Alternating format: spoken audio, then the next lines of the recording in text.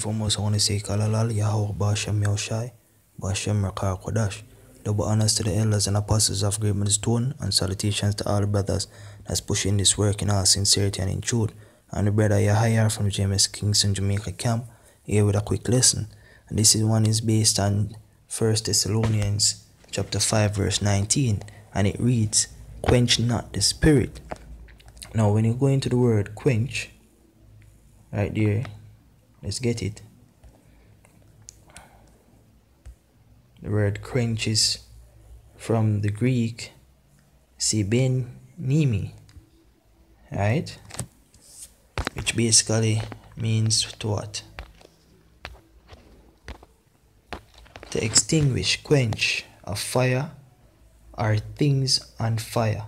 Be quenched, to go out, to suppress, stifle. Now the scripture refers to the word as two elements, and these two elements are two of the most powerful elements known to man, which is water and fire, right? And the words of the Heavenly Father are as both. You're not supposed to quench that spirit, man. Don't put out the fire that is within you. And the reason why I'm doing this lesson is because I had a thought that I have a listening mind, and it's only one scripture that came to mind when I thought about the lesson, and I said, well, rest it for a little bit and then afterwards come back and do it. Then the thought come to my mind, quench not the spirit, because the idea has already been laid out, man. So instead of quenching the spirit and putting off the work of the Heavenly Father, the mindset is to decide to seek deeper, find the scriptures that are relating to the topic that you're about to speak about, and do the lesson, man. You understand? And the scripture tell you that as a commandment. This is the book of Ecclesiasticus chapter 5 verse 7. Say, make no tarrying to turn to the Lord, and put not off from day to day. There's a Latin quote that goes by the term of carpe diem, which means to seize the day. In every instances, man, you seek to seize the day. If a lesson come to your mind, do it. They have a philosophy known as the power of now. Do it now. Try to seek time to invest in it now. The technology is here to our advantage to do whatever it is in relation to the Lord right now. If a topic comes to mind, a scripture comes to mind, look it up on the BLB. Look up the related scriptures, man. Read them over, write them down, man. And if Lord's will, there is provision for time to do it then and now. Do it then and now.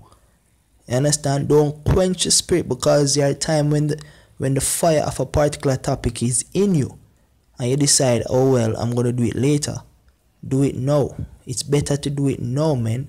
Pray that the Heavenly Father put that spirit on you to do what is necessary in the instance, and it don't take long. Sometimes it's like a literal 5 minutes, right? So the scripture say, make no tarrying to turn to the Lord, and put not off from day to day, for suddenly shall the wrath of the Lord come forth, and in thy security thou shalt be destroyed and perish in the day of vengeance. Right? So put on the covering of the Lord right now. This is the book of Proverbs chapter 18 verse 4. It says, the words of a man's mouth are as deep waters, and the wellspring of wisdom as a flowing brook. The wisdom that is within you should be as a flowing brook, and the words that you let loose as deep waters. They're supposed to hold substance. So it's not about just feeling the spirit then just doing a lesson like that, yo. It's about getting deeper into the knowledge, gathering the resources, then doing the lesson. It's about balance.